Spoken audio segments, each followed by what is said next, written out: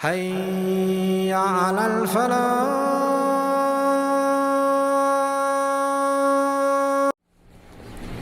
أعوذ بالله من الشيطان الرجيم. بسم الله الرحمن الرحيم.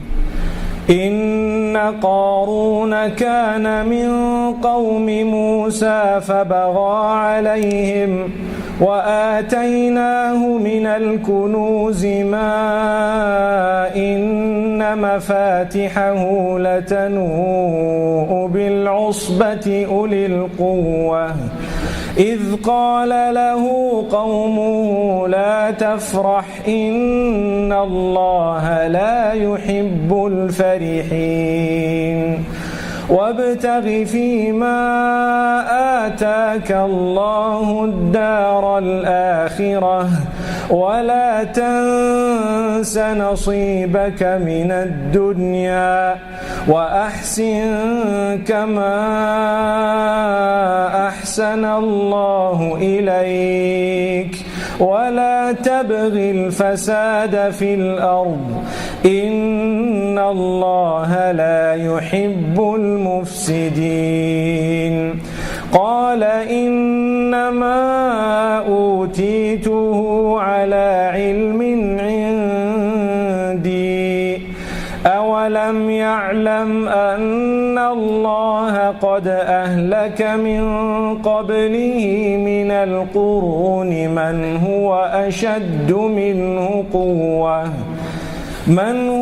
أشد منه قوة وأكثر جمعا ولا يسأل عن ذنوبهم المجرمون.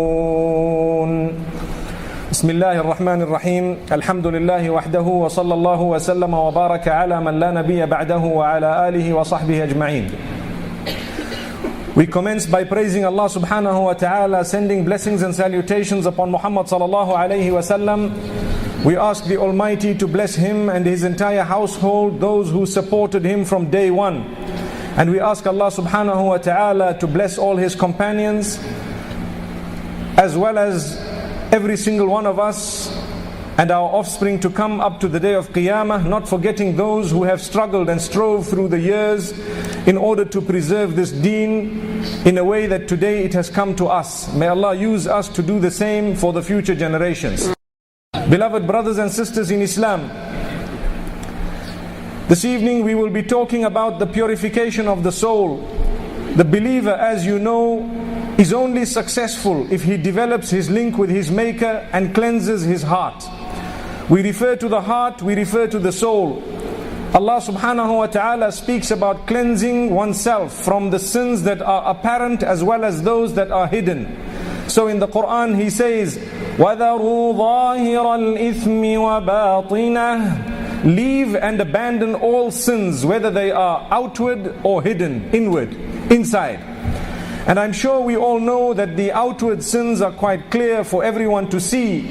Those which are inside are sometimes completely invisible to the rest. It is only through interaction that some of them can be picked up, and sometimes even with interaction some of these sins cannot be picked up. So it is up to us to purify not only the soul but the heart, knowing that some of the scholars refer to the heart and the soul using the same term, and some have separated the two. What we do need to understand is that the heart is described in the hadith of halal and haram, which appears in Sahih Muslim, narrated by An-Nu'man ibn Bashir radiyallahu anhu. إن الحلال بين وإن الحرام بين وبينهما أمور مشتبهات لا يعلمهن كثير من الناس. Halal is quite clear and haram is also quite clear. And between the two, there may be a gray area where people may not know, is this halal or is this haram? So the hadith continues to say, فَمَنِ اتَّقَى الشُّبُهَاتِ فَقَدْ اسْتَبْرَأَ لِدِينِهِ وَعِرْضِهِ وَمَنْ وَقَعَ فِي الشُّبُهَاتِ وَقَعَ فِي الْحَرَامِ. Whoever stays away from that which is doubtful has protected himself and his religion, and whoever falls into that which is doubtful has fallen into haram. If I can stop there for a moment and quickly explain, if a person were to be told that this particular piece of food that you're about to eat is poisonous, and as soon as you put it in your mouth, you will die. And 20 people are saying that to him, and another 20 say, no, don't worry, it's fine, it's okay, we've checked it out, and so on, and you can eat it. That is a very clear example of what we are saying today, meaning in this hadith. If you were to put it in your mouth, it's as though you've committed suicide, you're gone, you've killed yourself, because 20 are saying this and 20 are saying that. And if you were to leave it, you would save yourself completely. So there is no risk involved by leaving it, and yet by taking it, you are definitely risking your life. This is as far as a foodstuff goes, which may be poisonous. But when it comes to the deen and what Allah has revealed and sent down, there are things that are clear, things that are not clear for some, and the clarity is either this way or that way. You know this is permissible and this is not permissible, that is clear. But sometimes there is a debated issue in the center. If you are to protect yourself from it, perhaps you will be able to safeguard your deen. And in this particular narration, some may say that this is speaking more about foodstuffs and so on, but the wording of Rasulullah sallallahu alaihi wasallam goes far beyond. Anything that can be termed halal or haram is included in this particular narration.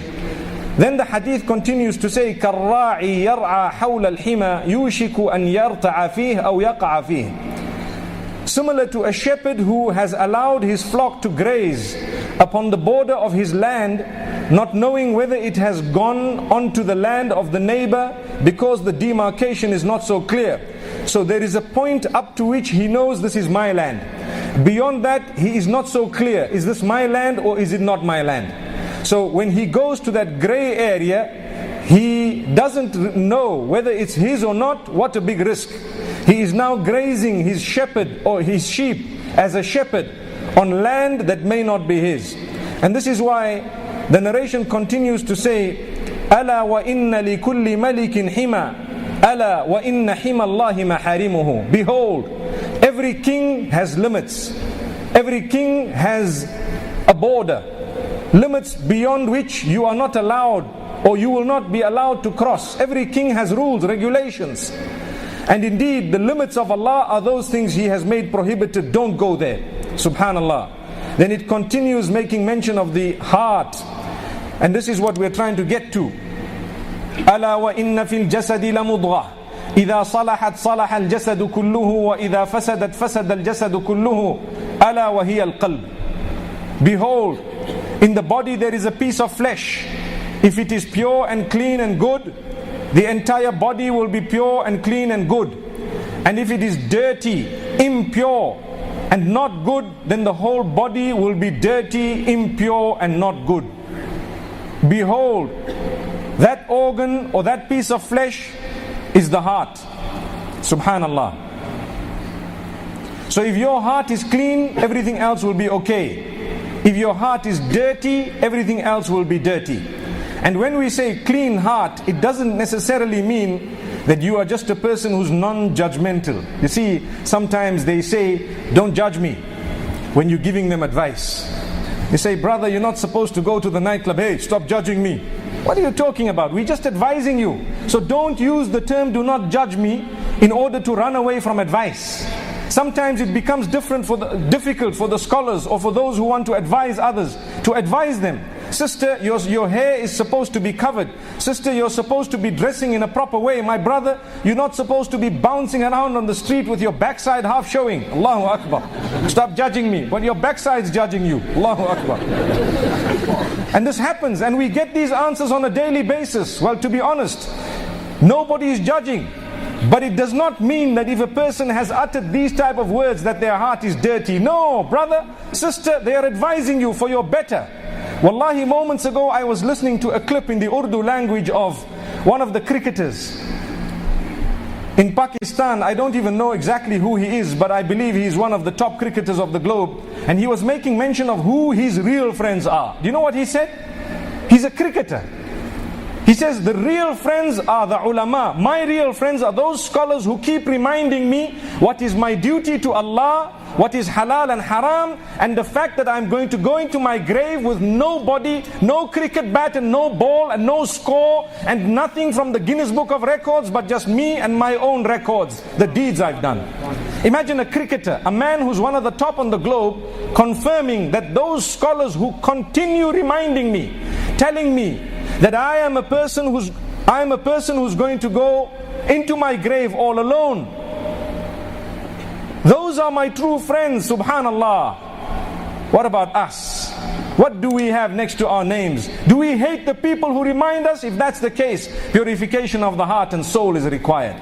We ask Allah subhanahu wa ta'ala to help us purify.